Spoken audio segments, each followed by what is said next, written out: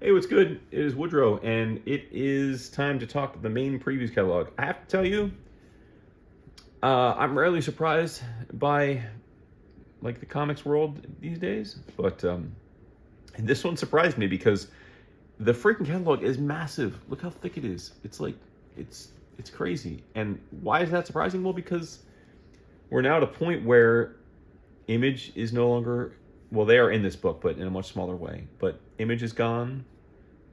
IDW and Dark Horse are in the back in much smaller sections. Marvel's gone, DC's gone. It's like you would think this catalog would be half the size it used to be, but somehow it's thicker than it's been in a long time. So I don't know what Jeppy, kind of dark magic Jeppy uses to get these publishers to print tons of pages, but he's somehow managed to keep it a very large catalog.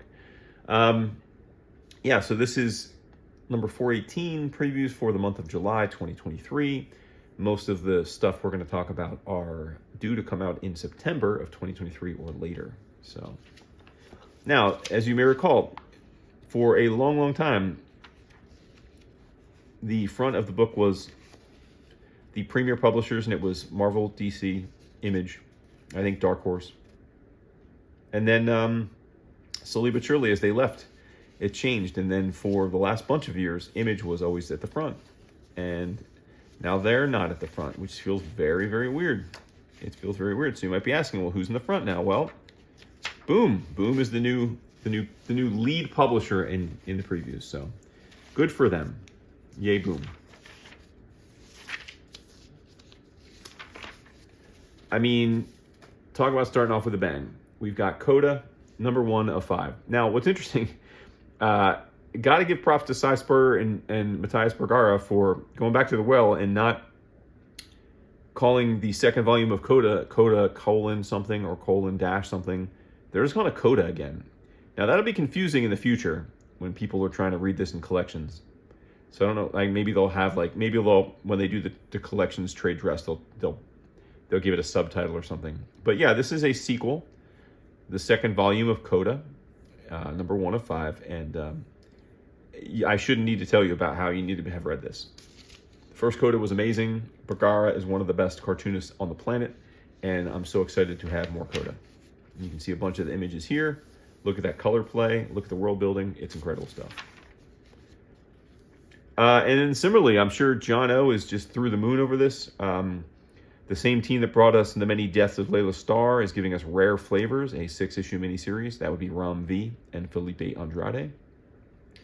And it's basically about a guy who is a food savant. He goes around tasting, like Anthony Bourdain. I think the solicit mentions Anthony Bourdain.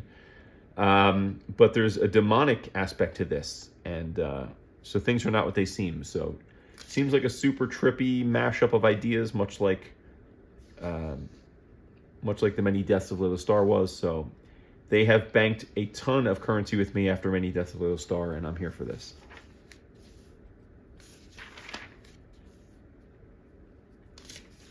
Passing on that, R.L. Stine comics are a easy pass. They've got new Something is Killing the Children, some new House of Slaughter, both always musts.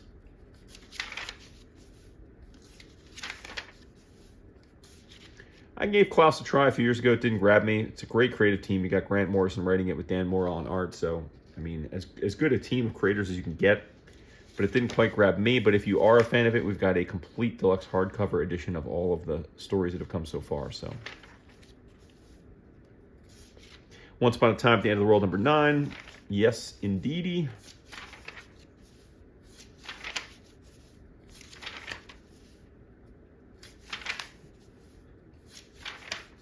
Got some Garfield, which is interesting. Not mad at that. This is fun. Negaduck. It's basically the arch nemesis, the villainous version of Darkwing Duck. Jeff Parker's writing it. Not familiar with the artist Ciro Congelosi, but either way, I've been enjoying Darkwing Duck of late, and so I'm here for this as well. Got a bunch of interior art as well as some of the covers, and an interview. So with Jeff Parker. They're rebooting Sheena for the 8,000th time. I'm not sure any of us care. I guess someone does, or they wouldn't do it. We could probably have stopped Dynamite after the Darkwing Duck. I think that is the only thing that I'm in getting from them this month. I think there's another issue of Darkwing Duck itself after Negaduck. So Negaduck and Darkwing Duck are the things I will be buying from Dynamite. Yep, there's the Darkwing Duck issue. So I'll be getting that.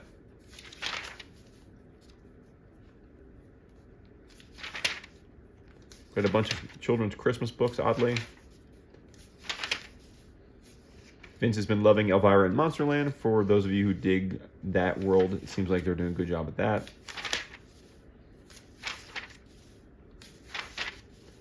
Then we do get some Image, which is interesting. It's just, I guess Image is being punished since they're no longer going to be distributed through Diamond. They are now not the opener, but they're still in here. Tony Daniel's launching a new book called Edenwood.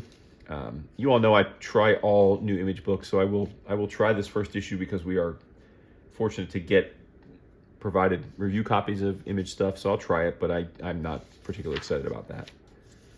Nor am I particularly excited about Hexagon Bridge, although again, the art here looks good, and it's an Image comic, so I could be raving about this book in a few months once I finally get my hands on it, who knows. Now this I'm very excited by. We've got Return to the Butcher Baker world. I don't remember the last time I read a Joe Casey book, but we've got Junior Baker, the Righteous Faker. So if you don't love that title, there's something wrong with you. That's what comics are about, ridiculousness.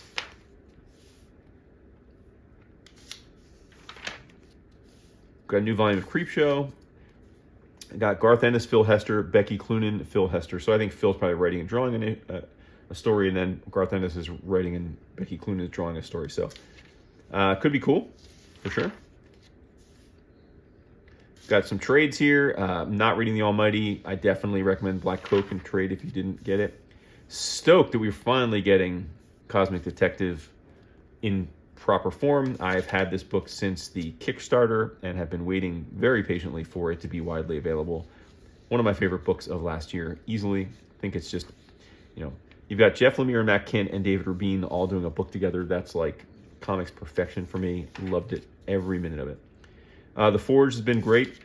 Rucka, Troutman, Henderson. So you've got the collected edition there if you're so inclined. Our boys, of course, Mr. Tony Fleece with Tim Seeley. We've got the first volume of Local Man in trade.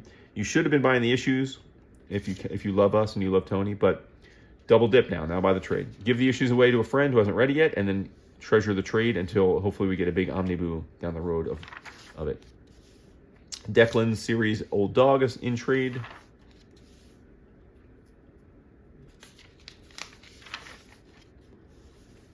We've got the second volume of Dark Ride. Definitely cool stuff. And then I wanted to call your attention in particular to the Sea Serpent's Air Black Wave Book 2. Some time ago, I reviewed Sea Serpent's Air Volume 1. This is not a collection of a comic. This is a graphic novel, so it'd be hard to tell if you're just looking through catalog. You might think it's another trade of an ongoing series that you're not familiar with. Not the case. This is a European import, kind of a fish out of water relative to everything else in this section of the Image books, where it's reprints of collections. But anyway, really enjoyed the first volume by Marguerite Scott and Pablo Tunuca. Been waiting for the second volume to continue the adventure. So got the second volume of Vanish, which as soon as I sign off on this video, we're going to actually be talking to Ryan Stegman and hear all about the making of this comic. Latest issue of Bone Orchard Tenement, number 4.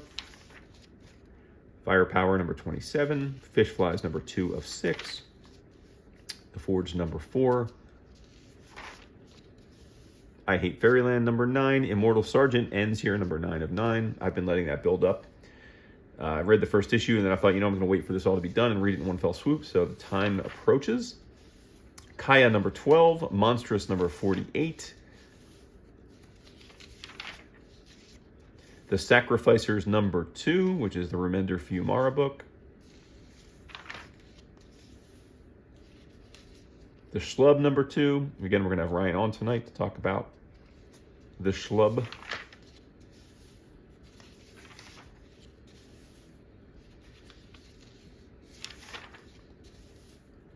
Void Rivals number 4. And that does it for Image.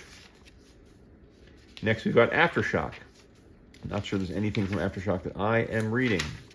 And it really drives me nuts that their solicits are just covers with the name of the book and the price. No title, no solicit text, no credits for the creators. I think it's just a terrible way to market your books, but whatever. What do I know?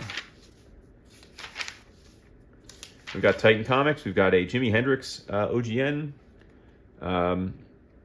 Probably get this just because I've been really enjoying comic biography books the last few years, and I'm a fan of Hendrix, who isn't?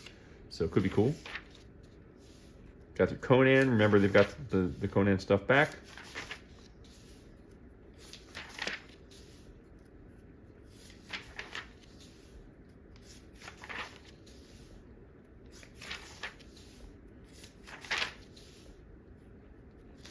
Lots of Star Trek stuff.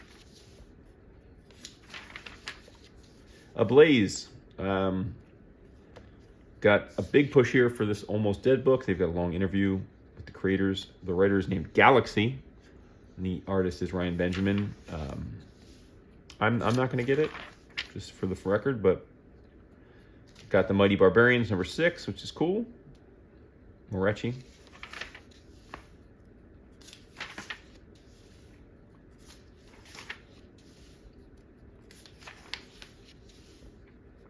Got some Frank Miller Presents. Woohoo!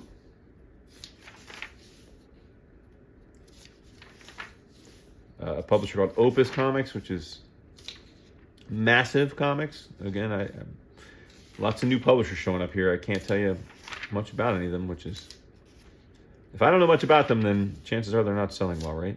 It is kind of our thing to talk about comics, so they got to do a better job of getting out there and getting us to notice them.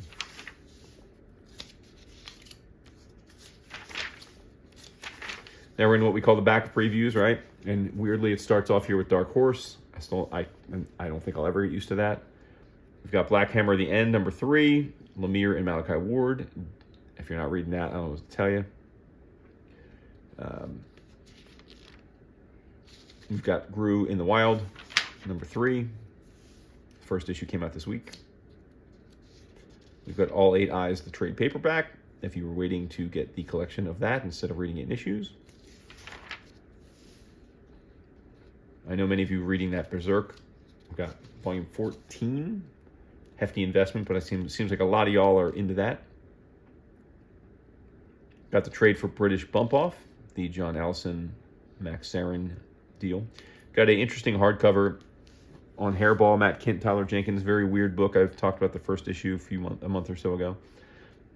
Looks like there's a die cut with the cat's eyes, so I'm pretty intrigued by the format, but it's 6x9 hardcover of a weird miniseries. So I probably won't order it, but definitely something that I'll be on the lookout for, like one of those seasonal sales. If there's some kind of deep discount, I'll probably pick it up just because I like the trade dress. And we'll try and go through this judiciously, but there was a lot of stuff in here. I'm sure I'm going to miss things. As always, I count on you all to let me know if you think I missed something that I would enjoy, based on you all know what I'm into. But we've got a bunch of Turtle stuff in here. We've got a Simonson Fantastic Four Artist Edition. Any Simonson art is great to see, but I don't think I'm going to order this. Got the Night Eaters Volume 2. It's a must-have. No-brainer. After reading the first volume, it was awesome. Parker Girls number 10. It's a must-have.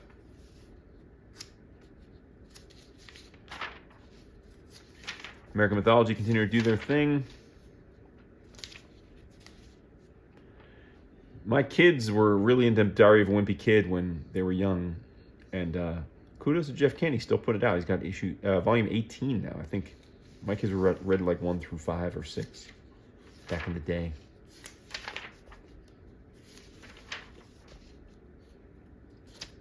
Keep in mind, my kids, 2 of them are adults now, 18 and 20, and the other's 14, so shows you how long Diary of a Wimpy Kid's been out there doing it. Got the Aspen. Got the Avatar doing its thing, always soliciting the same stuff. AWA, new book by Mark Russell. I know that will get a lot of people excited. It's pretty weird. Basically, he has to kill people to create a face cream to keep himself looking good. I don't know, it could be interesting. Not sure. Tony Harris is doing the cover, so to be honest with you, I'm probably not going to buy it just because of that. Because F. Tony Harris. I know that may seem petty, but we all have our moments where we can be petty, right?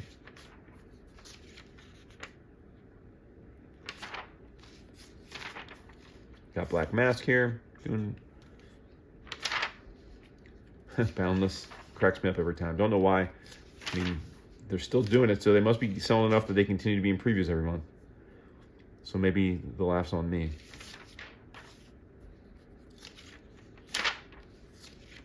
Clover Press has some cool stuff. We've got a adaptation of Dashiell Hammett's The Continental. You know, I'm not super into the noir myself, but I know for those of you that are noir fans, you'll probably be all over that.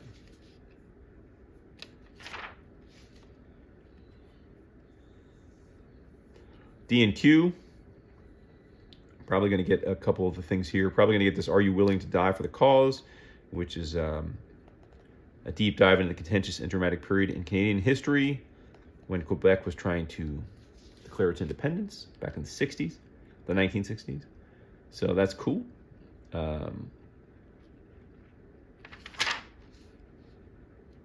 We've got another Yoshiharu Tsuge collection, Red Flowers, all over that.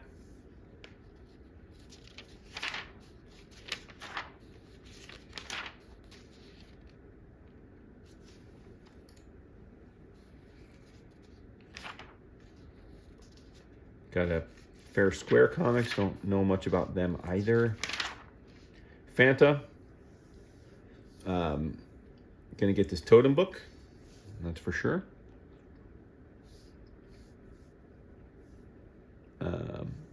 I may get this Dauntless Dames, High Heeled Heroes of Comics.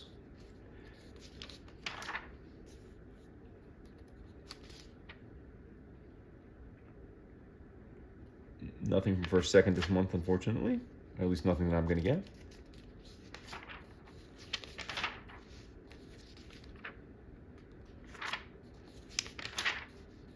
And I don't think there's much toward the back here for me this month. There's a few more things, but I think, I mean, the Ink will continue to put out new stuff. I continue to think it looks awesome, but I just feel so, it's so daunting to know where and how to jump in with that.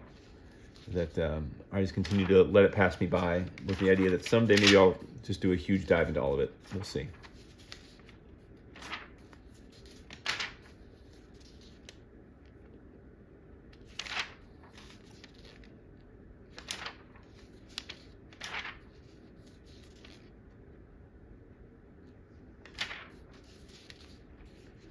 We've got Mad Cave, another publisher that I couldn't begin to tell you what their deal is. Some of their books look pretty neat. Cover art looks good, but I don't feel like I hear anyone read them, talk about them, or anything. Magnetic's got this thing, the Black Box Chronicles, as well as a book of designs from it.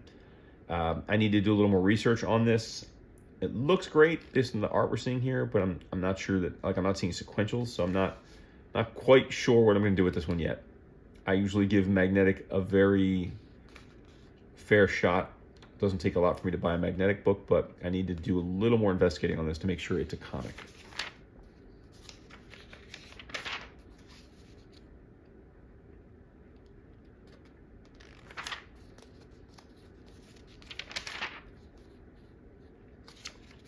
Oni. We've got Oni's got a pretty big section here. Got your Rick and Morty joints, for those of you that are into that.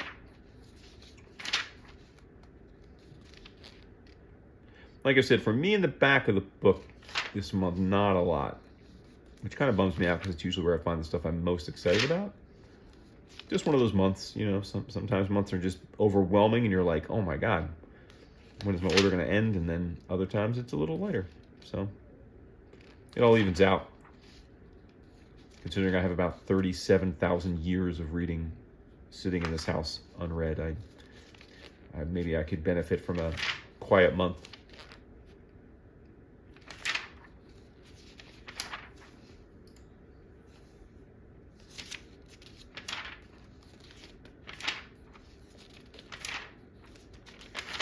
So, all right, we're coming to the end here. I think we're getting to, yeah, Valiant and then manga. So, all right, I'm going to, wait, I want to skip Titan, right? We got Vault and Titan, or Vault rather. We did Titan, but we got Vault. Hold on. You got your Vault. There's some good stuff at Vault. They've definitely, you got Sealy and Giselle doing Money Shot, which is cool.